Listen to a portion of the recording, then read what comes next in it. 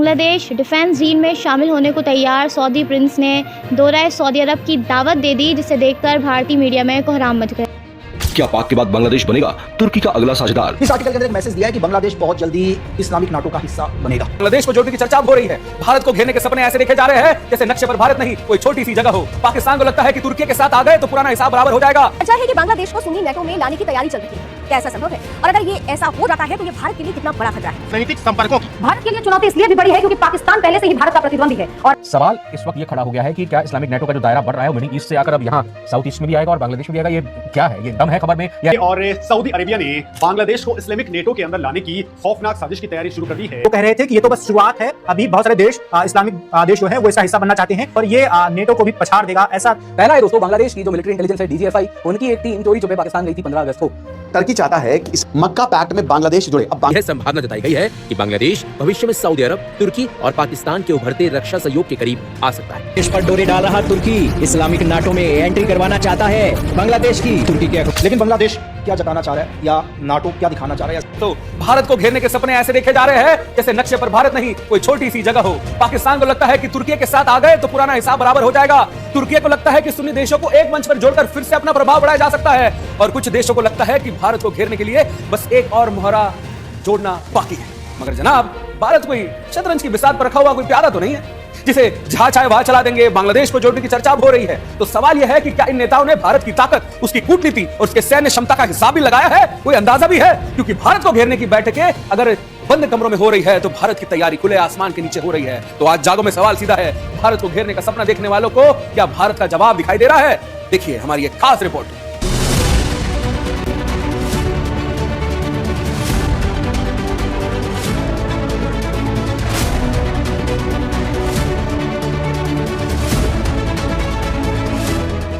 चर्चा है कि बांग्लादेश को सुन्नी नेटो में लाने की तैयारी चल रही है। क्या ऐसा संभव है? और अगर ये ऐसा हो जाता है तो ये भारत के लिए कितना बड़ा खतरा है? क्योंकि खबर ये आ रही है कि खलीफा एर्दोगन भारत को घेरने के लिए हर वो चाल चल रहा है जो उसे सुन्नी मुल्कों का मसीहा बना सके। खलीफा एर्दोगन को लगता है कि आज भी दुनिया पर शासन कर सकता है। इसी के तहत वो सभी सुन्नी मुल्कों को अपने साथ जुड़ने का लालच दे रहा है। मगर वो भूल गया है कि भारत ने भी उसे घेरने के लिए साइप्रस और आर्मेनिया को हथियार देने शुरू कर दिए हैं। लेकिन तुर्की की इस चाल पर आज हम बात करते हैं। जी हाँ, पाकिस्तान, दूसरी तरफ तुर्की और इनके बीच अब सऊदी अरब का नया सैन्य समझौता, जिसे दुनिया में सुन्नी नाटो के नाम से चर्चा मिल रही है। सवाल यह है कि इस नए मुस्लिम सुरक्षा गठजोड़ का अगला दरवाजा क्या बांग्लादेश हो सकता है? क्योंकि बांग्लादेश और तुर्की के बीच सैन्य संबंध तेजी के साथ बढ़ रहे हैं। बांग्लादेश के सेना प्रमुख हाल ही में तुर्की पहुंचे। वहाँ रक्षा उद्योग, हथियारों और सैन्य तकनीक का निरीक्षण किया।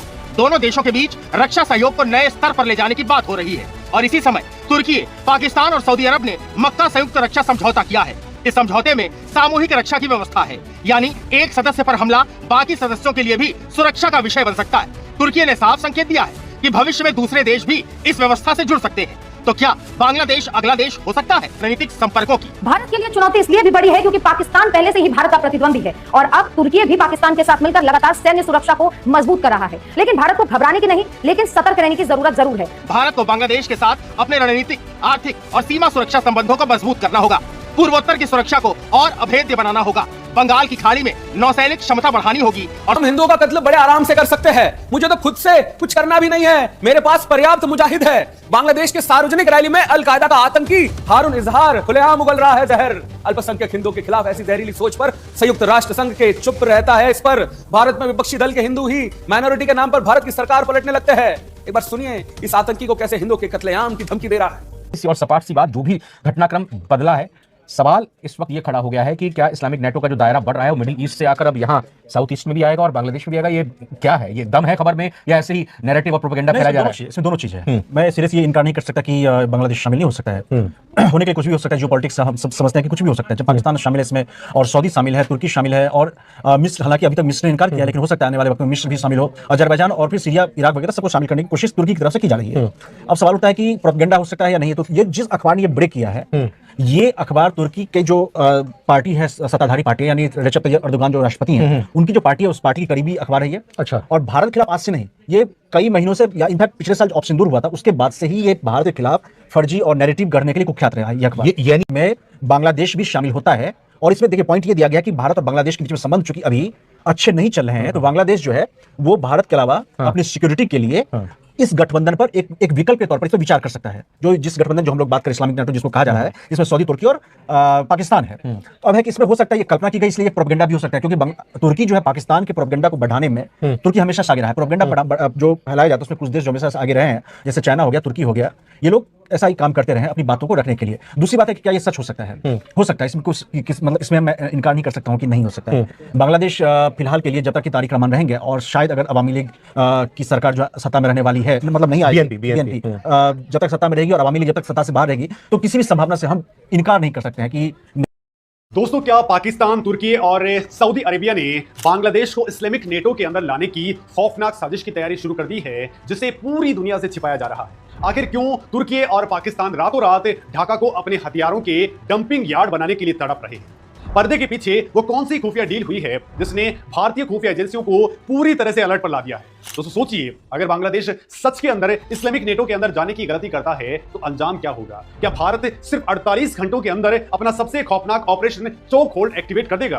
क्या दिल्ली के साउथ ब्लॉक में बैठकर के सिर्फ एक स्विच दबाकर बांग्लादेश की पूरी 400 अरब डॉलर की इकोनॉमी को महज 15 दिनों के अंदर तबाह करने का गुप्त ब्लूप्रिंट तैयार हो चुका है? और दोस्तों, इस पूरे इस्लामिक खेल के अंदर दुनिया की सबसे खूंखार खुफिया एजेंसी मोसाद की एंट्री अचानक से क्यों हो गई है? क्या रीजन का नक्शा हमेशा के लिए बदल जाएगा? दोस्तों, ये सब शुरू हुआ है तुर्की के सत्ता समर्थक और वहां की सरकार के मुखपत्र माने जाने वाले अखबार येनी शफाक की एक रिपोर्ट से। इस टर्किश अखबार ने एक ऐसा रणनीतिक गुब्बारा छोड़ा है जिसमें सीधे तौर पर बांग्लादेश को पाकिस्तान, तुर्की और सऊदी अरेबिया के उभरते हुए रक्षा ढांचे का हिस्सा बनाने की अटकलें लगाई गई।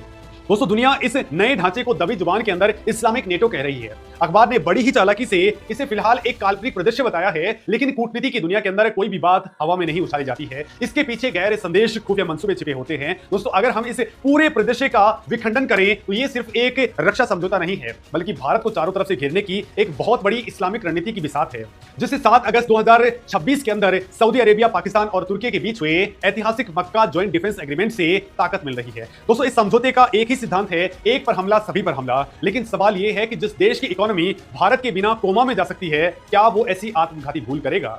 दोस्तों, इस नए सैन्य गठजोड़ की जड़ें बहुत ही गहरी हैं। सबसे पहले बात करते हैं तुर्की की। दोस्तों, तुर्की के राष्ट्रपति एर्दोगन लंबे समय से खुद को इस्लामी दुनिया के नए खलीफा के रूप में स्थापित करने का सपना देख रहे थे। दोस्तों, उनका ये नया उस्मानिया साम्राज्य का सपना उनकी रक्षा तकनीक के ऊपर टिका हुआ है। तुर्की का रक्षा उद्योग तेजी से बढ़ा है और वो अपनी ड्रोन कूटनीति के जरिए पूरी दुनिया के अंदर अपने पैर पसार रहा है। तो कह रहे थे कि ये तो बस शुरुआत है, अभी बहुत सारे देश इस्लामिक देश जो है वो इसका हिस्सा बनना चाहते हैं, धीरे धीरे और विस्तार लेगा और ये नेटो को भी पछाड़ देगा, ऐसा दावा कर रहे हैं वो लोग।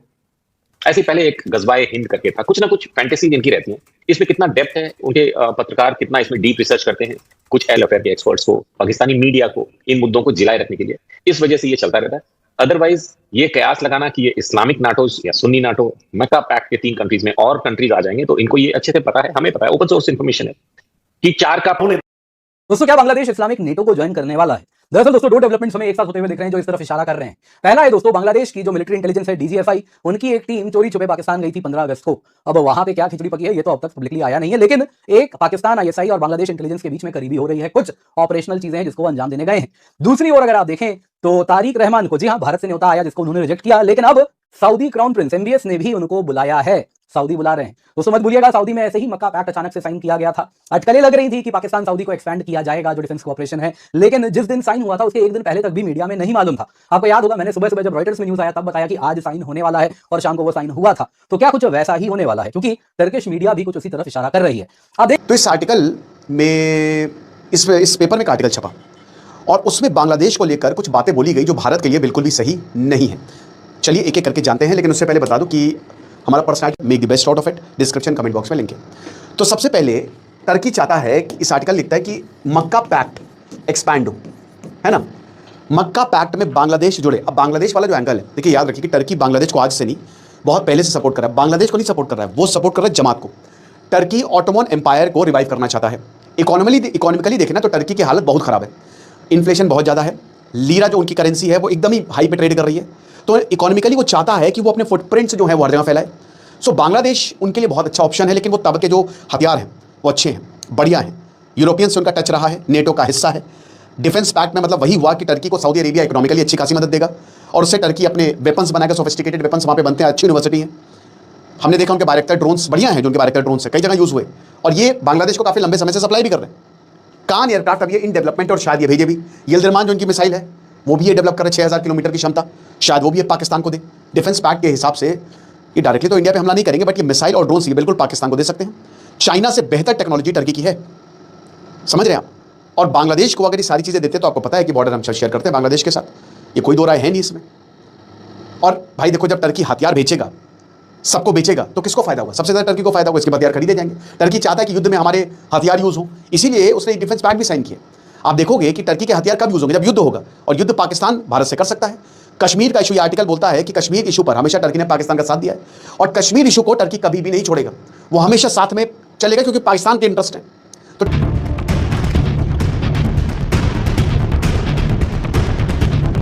मिडिल ईस्ट की बदलती भू राजनीति में बांग्लादेश को लेकर एक नई बहस शुरू हो गई है। तुर्की के अखबार यानी शफाक ने प्रकाशित एक विश्लेषण में यह संभावना जताई गई है कि बांग्लादेश भविष्य में सऊदी अरब, तुर्की और पाकिस्तान के उभरते रक्षा सहयोग के करीब आ सकता है, यानी कि इसके लिए रणनीतिक चिंता पैदा होती है। बांग्लादेश अगर भविष्य में तुर्की पाकिस्तान के साथ रक्षा सहयोग को गहरा करता है तो इसका असर सिर्फ कूटनीतिक स्तर पर नहीं रहेगा। भारत के लिए बांग्लादेश की भौगोलिक स्थिति बेहद महत्वपूर्ण है। देश की सीमा भारत के पूर्वोत्तर राज्यों से लगती है और उसके बंदरगाह बंगाल की खाड़ी में रणनीतिक पहुंच देते हैं। ऐसे में किसी बाहरी शक्ति की सैन्य या सुरक्षा उपस्थिति बढ़ने से पूर्वोत्तर भारत, समुद्री निगरानी और सिलीगुड़ी कॉरिडोर के आसपास की रणनीतिक गणनाएं प्रभावित हो सकती हैं। हालांकि इससे तत्काल भारत के खिलाफ सैन्य मोर्चा मानना भी जल्दबाजी होगी। सऊदी चलकर इसका विस्तार भी हो सकता है। बहुत सारी पाकिस्तानी पत्रकारों को मैं सुन रहा था, बांग्लादेश पर डोरे डाल रहा तुर्की इस्लामिक नाटो में एंट्री करवाना चाहता है बांग्लादेश की। तुर्की के अखबार ने छापा, बांग्लादेश करे एंट्री। जी हाँ दोस्तों, जब से इस्लामिक नाटो में तुर्की की एंट्री हुई है, इस इस्लामिक नाटो में बहुत सारे देशों को एंट्री करने के लिए तुर्की डोरे डालता हुआ दिखाई दे रहा है। दोस्तों, भारत के जो एक मित्र देश रह चुके हैं उनको भी तुर्की ने एक न्योता दिया है कि यहाँ पर आप आओ और इस्लामिक नाटो में शामिल हो जाओ। यही कारण है कि जब से इस्लामिक नाटो बना है, तब से जब से तुर्की की एंट्री इसमें हुई है, तब से दोस्तों इस ग्रुप के अंदर बड़े हाथ पैर मारने की कोशिश तुर्की कर रहा है। ऐसा लग रहा है कि तुर्की को लाइसेंस मिल गया हो और वो यहाँ पर खलीफागिरी दिखाने में दोस्तों पीछे नहीं है। दरअसल हाल ही में बांग्लादेश भारत के पड़ोसी देश को इस्लामिक नाटो में लाने की तैयारी चल रही है। भेजे या फिर अपनी मीडिया के चलते ऐसे मन लुभावने ऑफर दे जिसके चलते वो देश भी इसको लेकर एक सीरियस हो सके। दोस्तों, इस्लामिक नाटो को तुर्की 4 चांद लगाने की तैयारी कर रहा है और इसी बीच दोस्तों भारत के लिए भी वो मुश्किल